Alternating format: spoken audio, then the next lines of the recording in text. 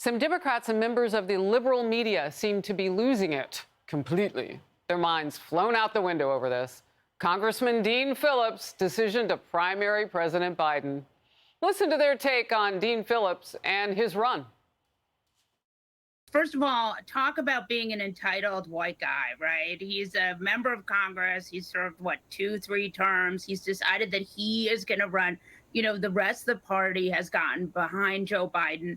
And this guy has almost no policy differences between him and Joe Biden. This is 2023, and the last time I looked at the calendar, there are at least 6 states that you have to be on the ballot by the end of next month. So good luck, Mr. Phillips. Have fun out there.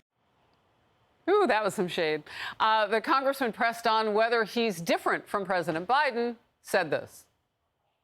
Well, Kristen, I admire the president. I voted for those policies because they're good ones, and they will be making a difference over time.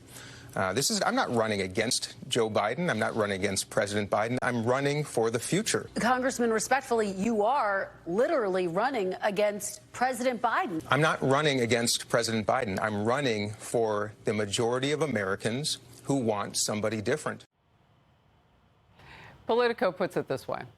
Quote, the danger for Biden, then, isn't that Dean Phillips is a threat in the primary. It's that a Phillips candidacy could further expose a major Biden vulnerability at a time when the president is desperate to shore up his poll numbers in battleground states ahead of a likely general election rematch with former President Donald Trump. End of quote. Cassie Smedile, former RNC press secretary, vice president of COIN, and David Carlucci, former Democratic New York State Senator. David, to you first. Your take on Dean Phillips getting into the race, and says his only difference really is that he's younger. I can't hear.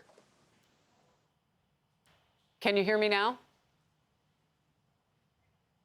All right, we'll go to Cassie first. Same question. Your take on, I'm going to run for president, and the only thing is that I'm like half your age. Right, because I think his voting record with Joe Biden is like 100%. But so he may not be a real threat to Joe Biden's candidacy. The logistics just don't allow for that. But he is emblematic of the issue within the Democrat Party. We see Joe Biden's poll numbers in the basement, just like basement Joe Biden. And then we also see the sentiment of voters. They've been trying to tell their party leadership, we need something different. This isn't working. This leadership isn't working. Or Joe Biden simply is not fit for the job. And we don't like the alternative of Kamala Harris. So I think he represents that. And Democrats, instead of just excusing him away, should be paying attention to that and saying, is there something we should be doing differently? I think it's going to be a problem for them. Cassie, it'll be you and me talking about this. We have lost the satellite connection with David Carlucci. Tech differences. It's live TV. It happens. Difficulties, rather. I do want to ask about this recent visit, though, of California Governor Gavin Newsom.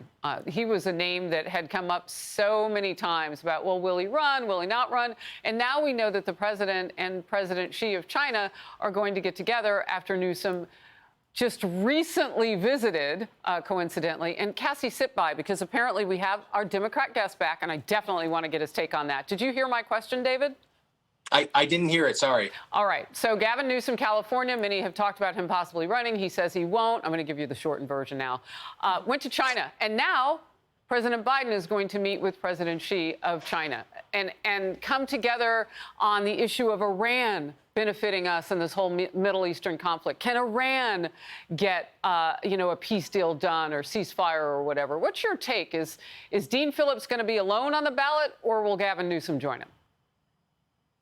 It looks like Dean Phillips is going to be alone, even if he makes some of these states. We see him only in New Hampshire. But the good news for Democrats is that Dean Phillips is not attacking Joe Biden, and Democrats are rock solid in support behind President Biden. So I think this is good for Democrats in the long run. And it's really just a media publicity stunt from Dean Phillips because, as we know, DNC has changed up the calendar, and New Hampshire will not have delegates at the convention. So this is really just a media stunt, just saying, hey, Joe Biden is old. We know that. But if that's the only challenge, I think the Democrats are going to have a problem, and Republicans in trying to beat Joe Biden. It's interesting, Cassie, when you do look at some of the polling numbers, though, people do agree Joe Biden, at least in their opinion, is too old. None of this changes that. And he's still tied with Donald Trump in most pollings that you look at. And look at all that the former president's going through. He still can't beat him in those polls. Real quick. Well, he's tied with Donald Trump, but he should be far out ahead if all of their policies are actually working. I think this is totally tone deaf when you say that the party is behind Joe Biden. Voters are different from party leadership in Washington. So I think it's going to be a real problem if Democrats continue to excuse this away. David, Cassie, great to have you both. Hey everyone, I'm Emily Campagno. Catch me and my co-hosts Harris Faulkner and Kaylee McEnany on Outnumbered every weekday at 12 p.m. Eastern, or set your DVR. Also, don't forget to subscribe to the Fox News YouTube page for daily highlights.